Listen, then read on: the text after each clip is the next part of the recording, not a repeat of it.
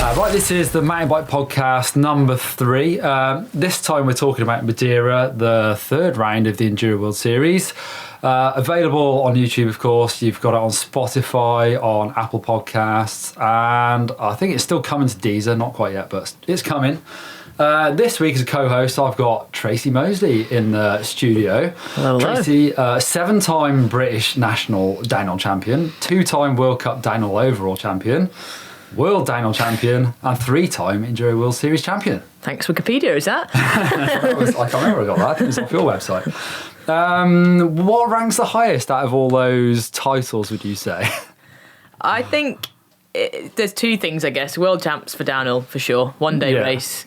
Rainbow jersey still is the iconic jersey for cycling. That was a pretty special day. Yeah. But I think having spent so many years trying to win that, to be able to then basically start the Enduro World Series with a win and have 3 years back to back of that was something I never expected. And was a pretty cool thing to be able to do, and an achievement I'll always remember for sure. I want to talk about that actually a bit later, about downhillers racing enduro, but I think it's quite an interesting point actually.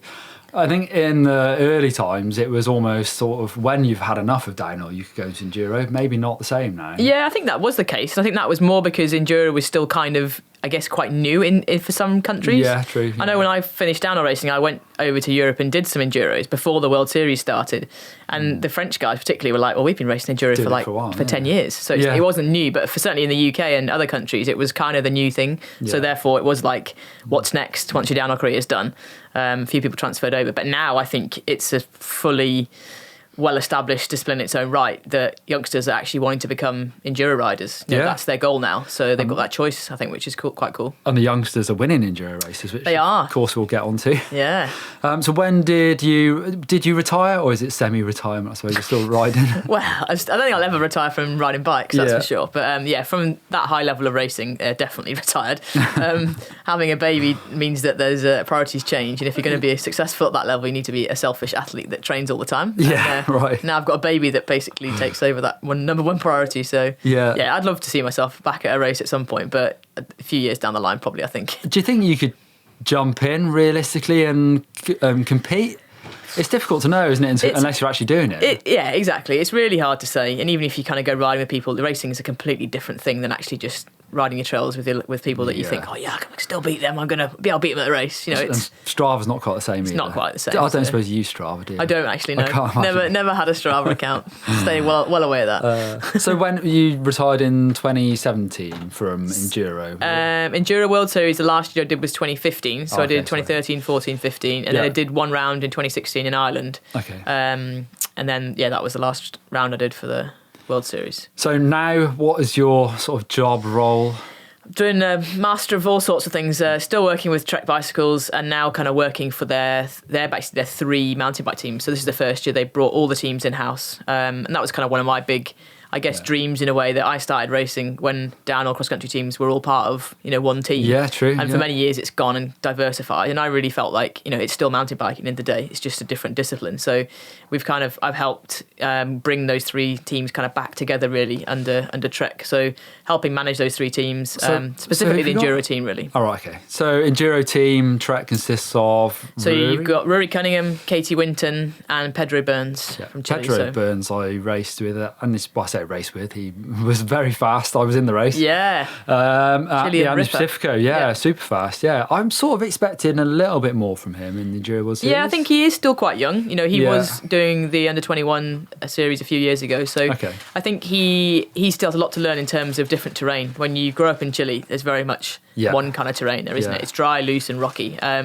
And as soon as there's roots and rock and any rain, he definitely struggles. So do you know where he lives? Is it Santiago? Yeah, he's real close to Santiago. So I mean, he's been now top 20s every round this year, which is a big improvement from the last 2 years. Okay.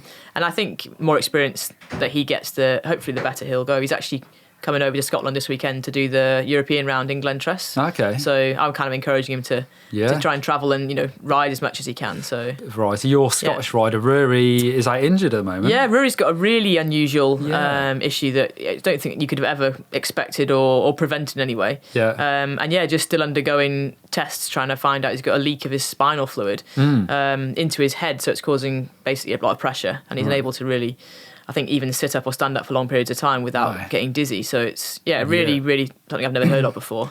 Difficult to deal with. Normally, it's, well, in my case, you fall off and you get hurt. So it's completely different. Completely different. And now he's been bedridden for a good few weeks, and all that winter's training now, you can just see it disappearing. So even when he's back riding, there's nothing physically really broken in terms of his riding body. He'll still have a lot of work to do fitness wise, which is a huge shame, because I think he was on track for hopefully getting some consistent top 10s really this year. And then your downhill team, World Cups, you've got a young team this year. Super young team. So Reece Wilson, Charlie Harrison, Cade Edwards, and then first year junior, Ethan Chandro. So really young, exciting new team. Really good guys. Charlie Harrison did well at Maribor. Yeah, first podium, fourth place in Maribor, and Ethan, the juniors, got second. So really, really good fun. I mean, that's a long-term project with those guys. But Ethan Chandro, the son of Andrew Chandro, Shandy, who was probably slightly getting on a little bit when I started World Cup racing, but he was Canadian World Cup downhill racer. Yeah, and he won Rampage, if I'm not wrong in saying, I think you're right, back in the day. So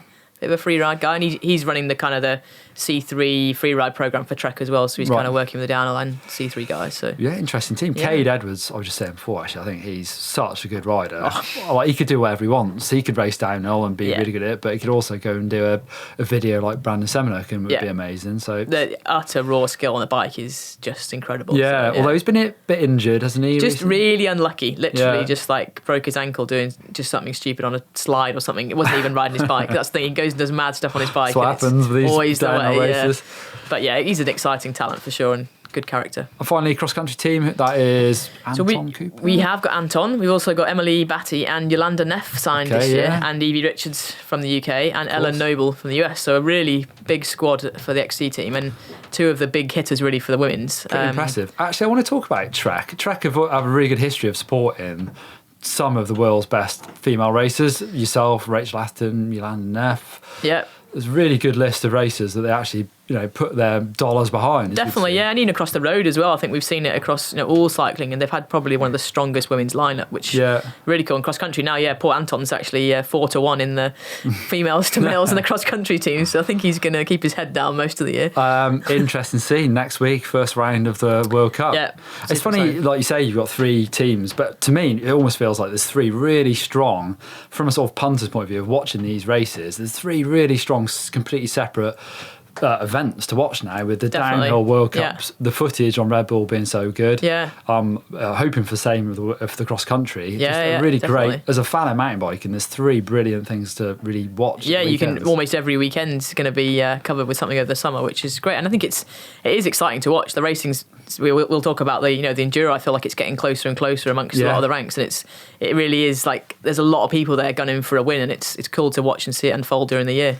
So we're on to round 3 of the EWS already.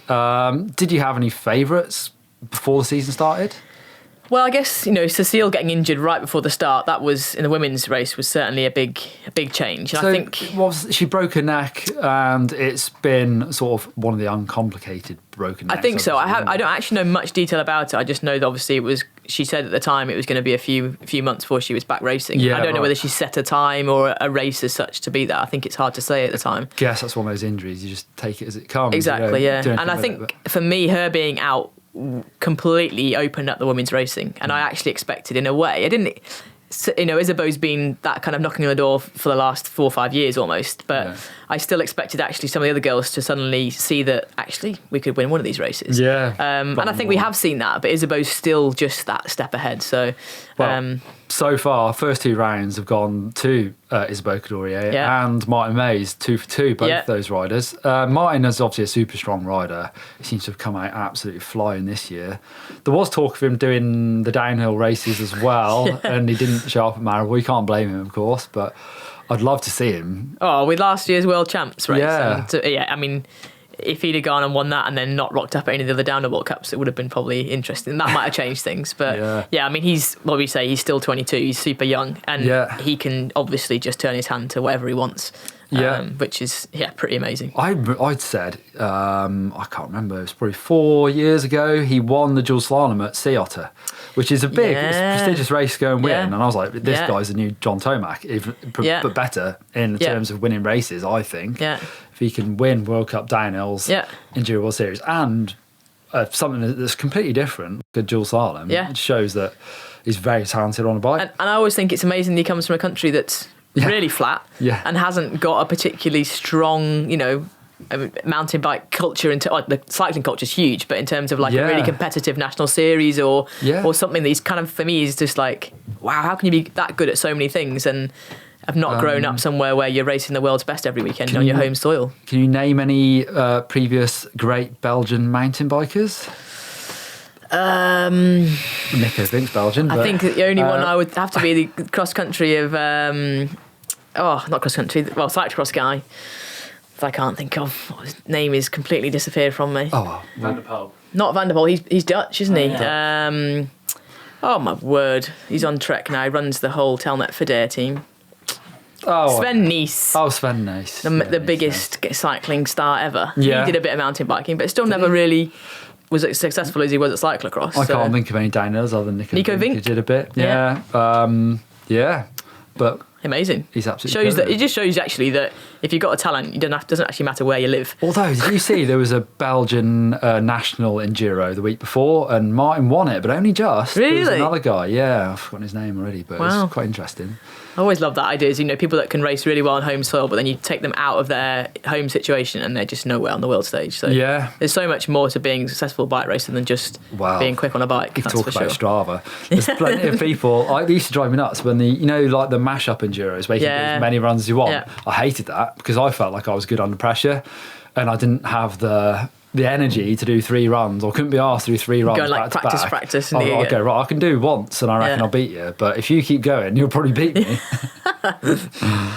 Anyway, back to Madeira. So bikes, obviously Martin is running the big wheel up front, one of those mullet bikes as we hear about.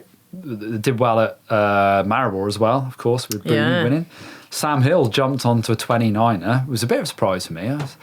I've sort of never really expected to see Sam Hill on 29. I don't know why, because obviously they're fast bikes. But he sort of... Is that Sam searching? That's my thinking. Is that, is that searching for extra seconds, thinking what else can I try or change? Or is that just driving bike design for his sponsors? Well, sometimes you don't know, do you? He's the 2018 EWS champion, and he's not come in quite as hot as we'd expect, or as he finished last year. So... yeah, maybe he's trying to look for ways for a bit of speed. I don't know. On the injuries list for Madeira, Cecile, of course, Rory, we've talked about. Greg Callahan, I think did he break his foot or hurt his ankle? Yeah, definitely had it. And we had Katie Winton also missing from... so that was... just from a couple too many concussions in the last 6 months, really, I think, and the last one being in Tasmania, so she's decided to sit this one out and give her body a bit of chance to recover. So a few big names missing, I think. Yeah. So have you ridden Madeira? Never, sadly. I would, having seen all the videos from this weekend, I really want to go and ride my bike there. Yeah, no, it's great. It's good. I can imagine. Well, it looks like it's a brilliant place for Enduro World Series to go to. Because I went last September, I think, on a lads' riding holiday. It's a brilliant place. When I went, it was super wet, so it was a case of pure sunshine and then most horrendous torrential rainstorms.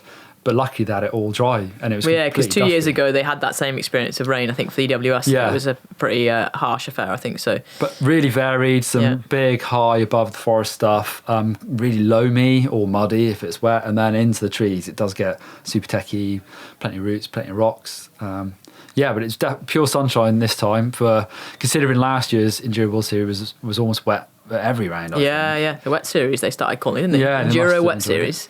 So as far as my sort of perspective on Madeira is, it's really fun to ride, but actually I can imagine it'd be pretty physical to race.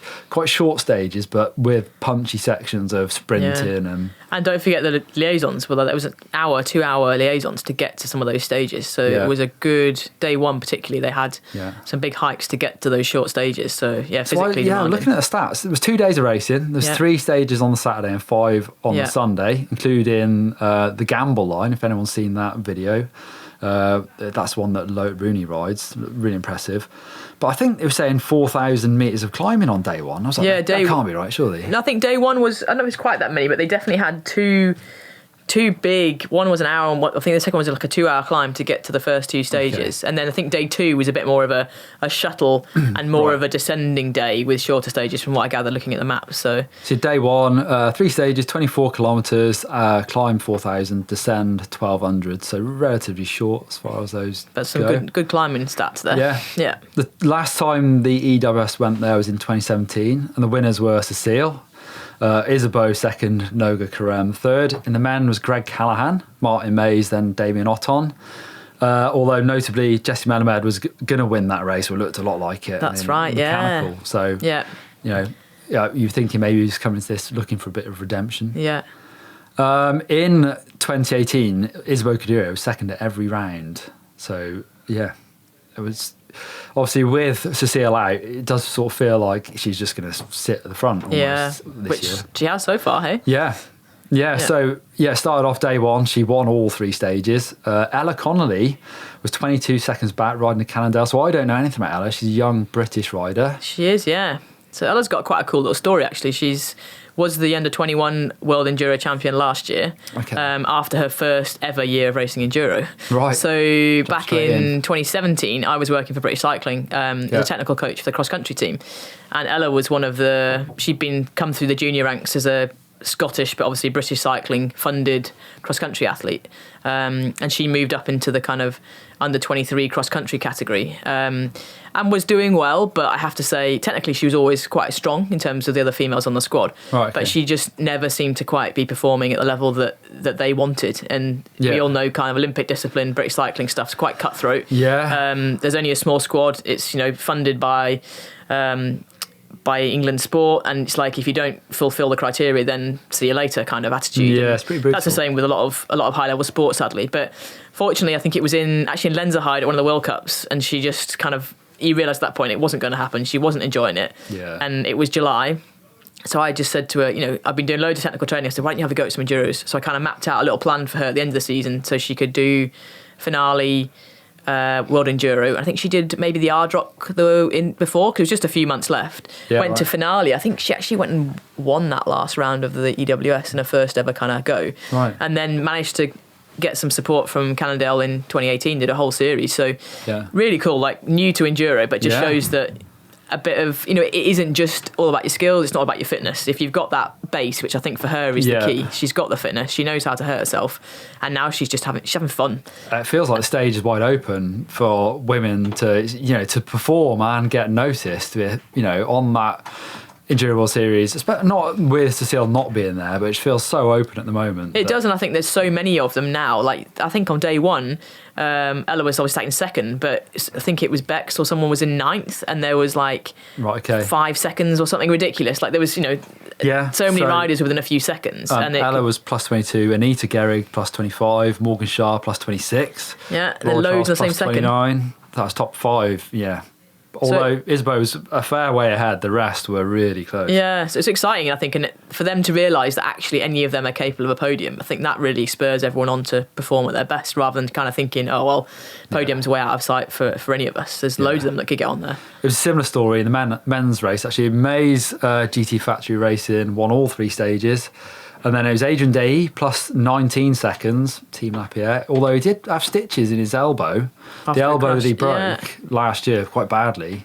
After stage 2, he had stitches, so good result from a difficult day out. Jose Borges, the Portuguese rider for Miranda Racing Team, plus 23. Samuel in 4th, plus 24, so super close. He crashed on stage 3, actually. And then Ed Masters, plus 27. So those next 4 riders are all pretty close. Yeah.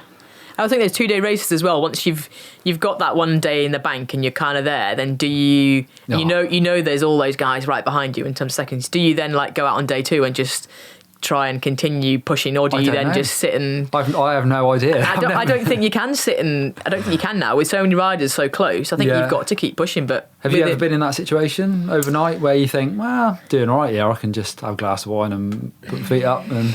I mean, I've been in that situation when I've had a nice lead, but I don't think you can ever have that attitude where because that's when you start to make mistakes. Yeah.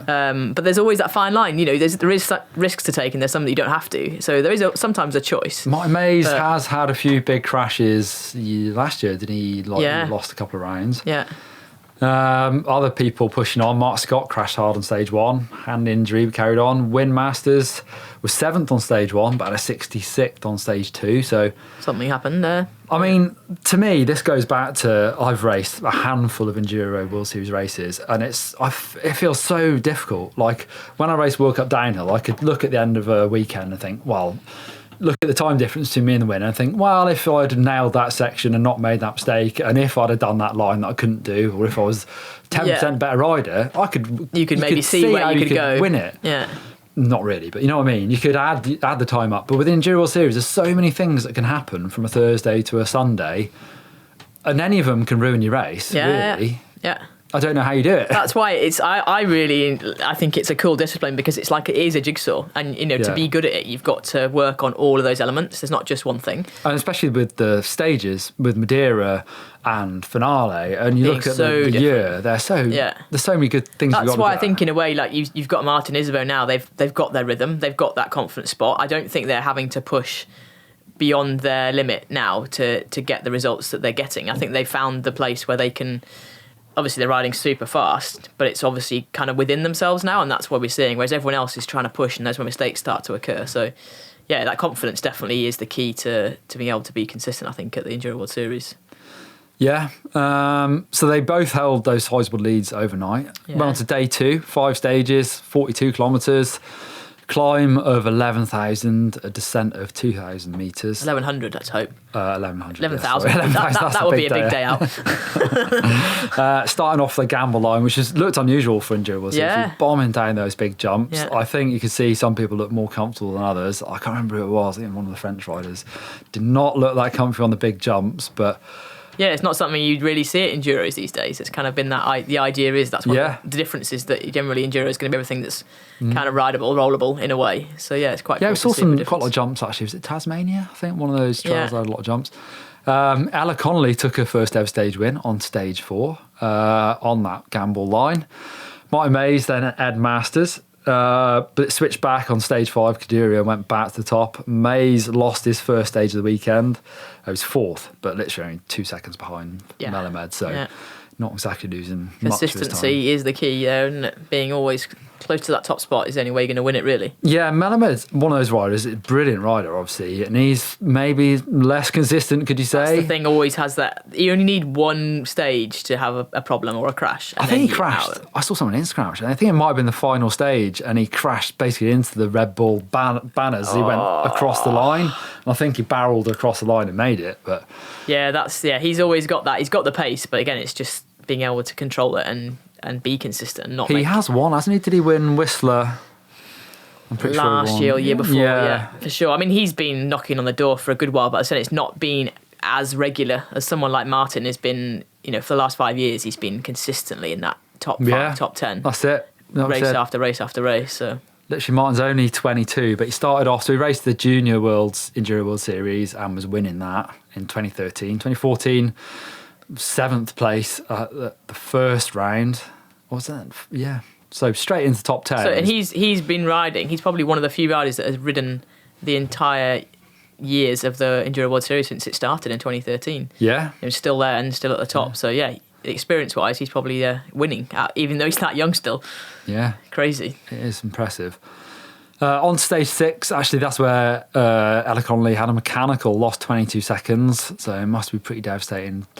Well, I say devastating. She must have a lot of confidence knowing that she can ride there coming into the next round.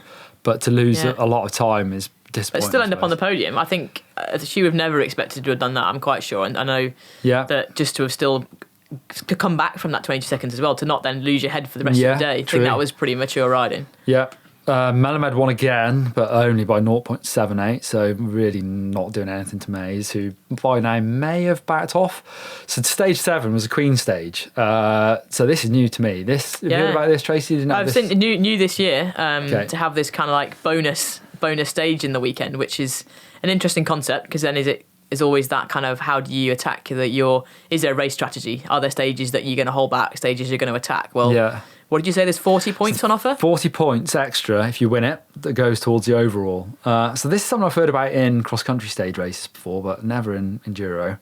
But yeah, they normally pick the hardest or the toughest or whatever they think. Yeah, some good so features. if you win it, it's a big chunk towards the overall. And funnily enough, the first 3 rounds, Kadire and Martin Mays have won all 3 rounds and they've won each Queen stage. Yeah. So they're racking up bonus points. That's it, yeah. Yeah.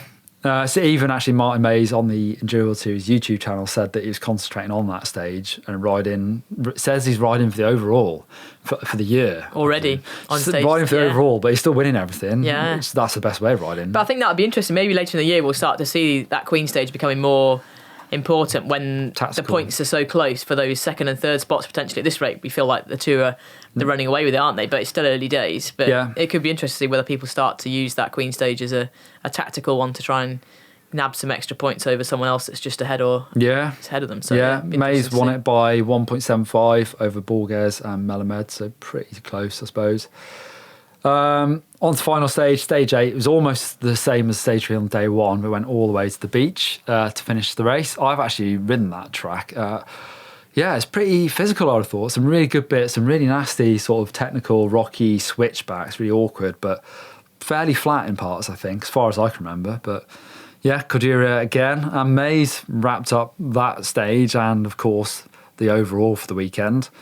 So Kadiri took it in 38 minutes 35 over total time from Noga Korem. So she sort of quietly made her way up there. That's the thing. She was still over there on overnight. She was in that top 10, which she needs to be, and then just consistency, keep chipping away, and then and she's now consolidating second overall now in the series. Yeah, she was sitting in second. She's now just added another good chunk of points. So I think she'll be sitting pretty happy in that spot now, really. Yeah, 53 seconds back though, so quite a long way back. Big chunk of time, yeah. Anna Connolly 1 minute 5 back. So if it wasn't for that mechanical, she would have been second.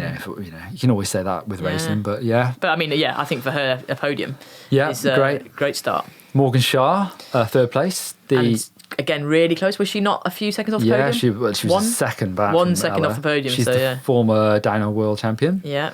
And Anita Gehrig in 5th. The men, of course, Martin Mays, Jose Borges plus 32. A good chunk of time for Martin to play around with. And for me, that's a name that we've seen him racing for a good few years. But, I think this year he had an 11th and a 19th the first 2 rounds, I think it was. And, so that's a big improvement to be out. Top 20 is a tough thing to get in. To get inside the top 10's amazing, and to get in the top 5 and be on the podium. Yeah, he's sort of steadily improved looking at his results on. So it's going to be an interesting one to see whether that was just a local Portuguese advantage, or are we going to see that for the next round? It'll be interesting to see.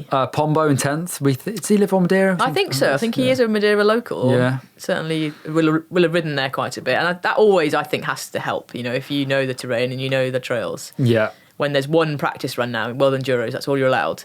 There's always this topic of, is that fair if someone's local? But someone's going to be local everywhere you go in the world. So we'll see at the next one, see whether it was just a locals track or whether they're going to be able to keep that consistency. Malamed was 3rd. Where does he sit? Yeah, he sits 3rd in the overall as well, actually, now. Yeah. Adrian Day, 4th. I think he's on the way back. Obviously, we've seen him been really strong, had a bad injury last year. Yeah.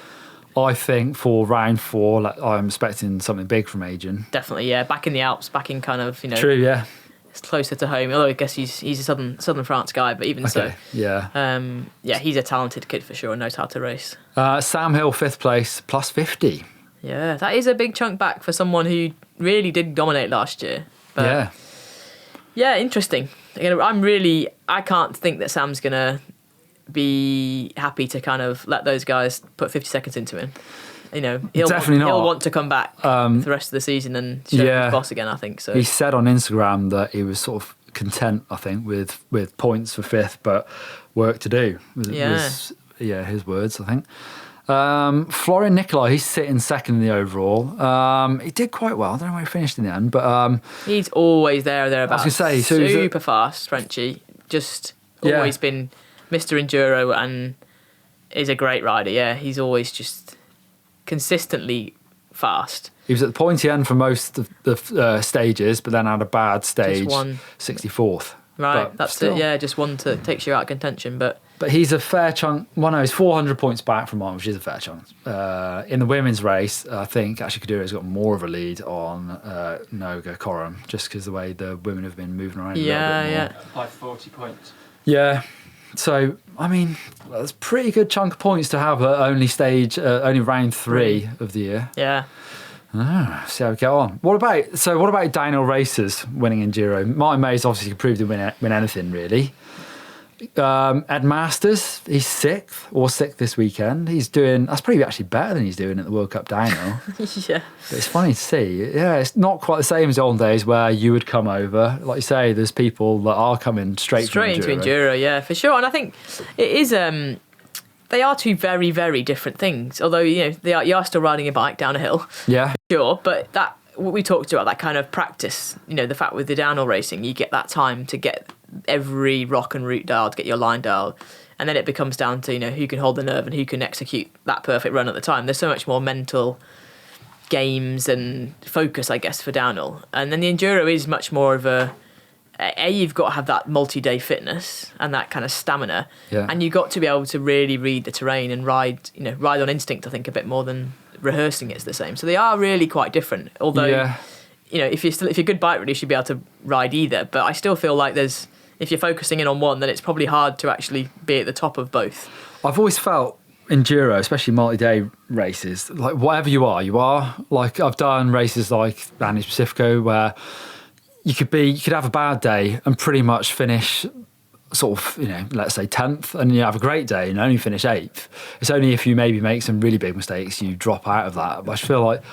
with downhill, it's one mistake in your... Yeah, but what you sort of come into the start of the season and as good as you are is as good as you'll be all year, pretty much. I know confidence will always change with races, but I think it's more of an actual sort of show of what you've got, your skills, your fitness, everything that goes into it at the start of the year. But it's a difficult thing. Yeah, definitely. And I've always felt like it's almost like it shows your natural ability, because you have to ride a bit on instinct, I think, in how tracks change and stuff. And it's almost like it shows your like inherent just skill level in some ways, I think. Whereas downhill, I feel like you've got that chance to refine it, and try it a bit different and try it again there. And you can definitely change things by that amount of practice. There's a great picture of Martin Mays on the pink bike, Photo Epic, and he's in the most horrendous position on the bike. Like his bum is touching the back wheel and his eyes are looking like 20 feet from where he actually is. So he's pointing the complete other direction on his bike as well. So it shows you full commitment. Yeah, he's sort of so in the zone. But it's such a difficult thing. You've obviously got to be super fit.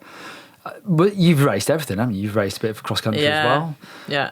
How is the training different from downhill, let's say? Really, for me, completely different. I guess really for my downhill days, I was at the time where training was not probably quite as serious as it is these days. Well, it definitely wasn't. So I think when I went to enduro, I actually really had to suddenly realise that there was a bit of professionalisation to do to my training, and I actually took the chance to kind of train with the cross country team for the GB guys, and that was the way I brought that endurance into that I needed. I had the skills from the downhill racing for so many years. It wasn't really the bike skills and the technical stuff I needed to work on. It was just pure fitness.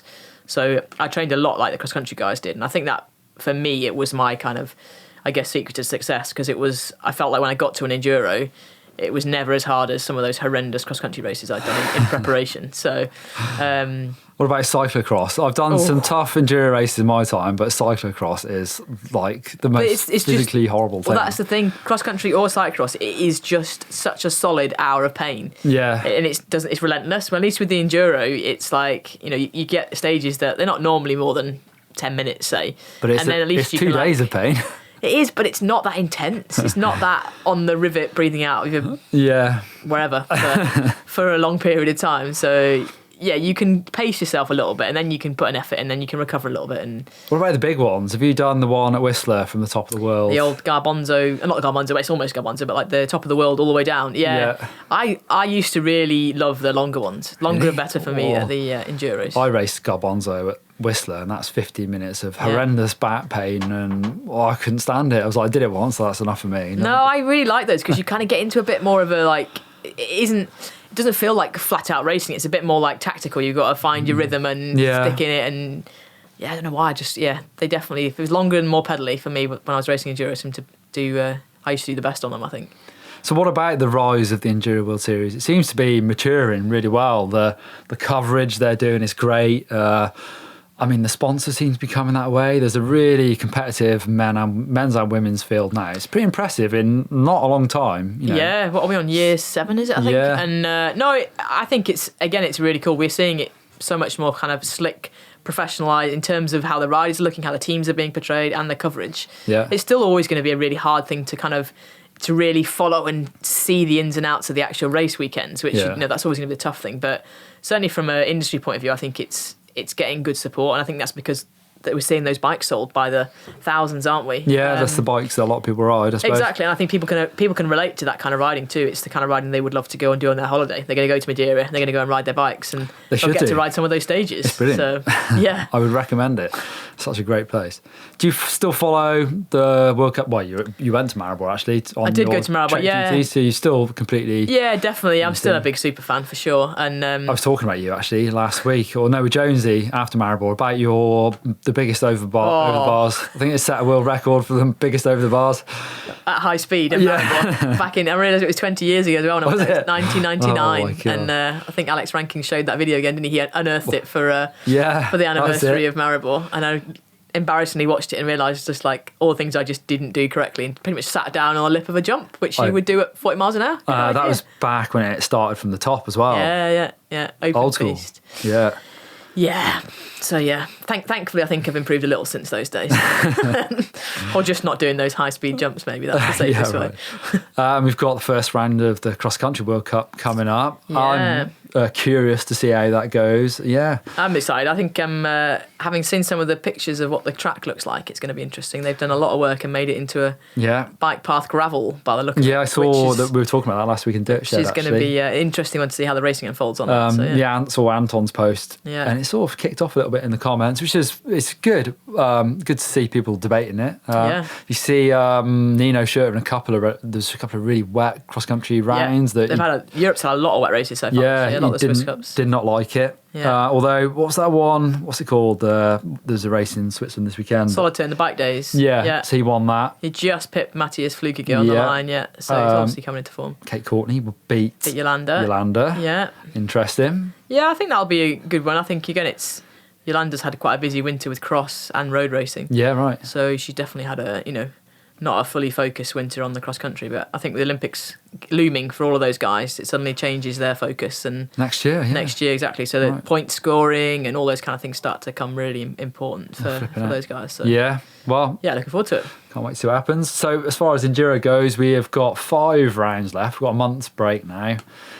Where are we going next? It's France. Kanatsai next in the Dolomites. Oh, right, okay, yeah. And then Lizor the following weekend, so it's back-to-back race weekends. 2 new venues, venues for the World Series. Yeah. The Kanatsai one was around, actually they were both rounds last year of the European Enduro World Series. Okay, yeah. And they've both been rounds of either a Super Enduro or a French National, so they're certainly not new to Enduro, but for the World Series for sure. Yeah, great. So. And then over to Whistler for the Crankworks round, then North Star, California. That's a new one for everyone, Mountain bike racing in California, it's been a while. Yeah. And then Zermatt, Switzerland final round. And we've also, don't forget, we've got Rainbow Stripes up for grabs this year at Finale. Yeah, this is going to be an interesting one. What do you think about that? Are you coming out of retirement for that one? Do you know what? As soon as it was announced, I definitely did some research. And the only way you can do it is you need to be in the top 3 of your country's rankings at the end of the season. That's hard work. It's pretty much, it's done with whoever's racing and who's performing best. So there was no way of just nipping out for one race and hoping I could get selected. So wow, what are we thinking for that? France, of course, for men's and women's looking strong. Definitely, yeah. Who is Martin going to find to ride for him? Maybe his brother and his dad. That's the thing. There's a few countries like Noga, for example, Yeah, right. Israel. How many other Israelis are there riding in the pack? So there's going to be a few riders missing from that race, which unless they can team together, but I don't think that's really allowed. So yeah, it's going to be... They do a team, like an industry race as well. So there's been talk. I mean, I'm keen. Blake says he's keen, but I'm not sure how keen he actually is. We're going to see a GMBN team going. I don't know yet. It's hard to look past the French. We've got Coudurier, Morgan Shaw. Who's the next French woman, actually? Well, if Cecile's back, but then again, she's probably not going to qualify. The same issue because she won't be in the rankings. So at the moment, it's Melanie Pugin down in 14th. Who's another? Yeah, but she's actually potentially a lot better than that. So 3 Brits actually higher than that. Brits could be good. Sadly, we're going to not have Katie Winton in there because she was definitely third last year. You'd have thought she would have been one of ours, but it's probably going to be Bex Barona, Becky Cook, and Ella Connolly. Ella, yeah, all in the top 8. So yeah, Well, that's not a bad one really for the girls.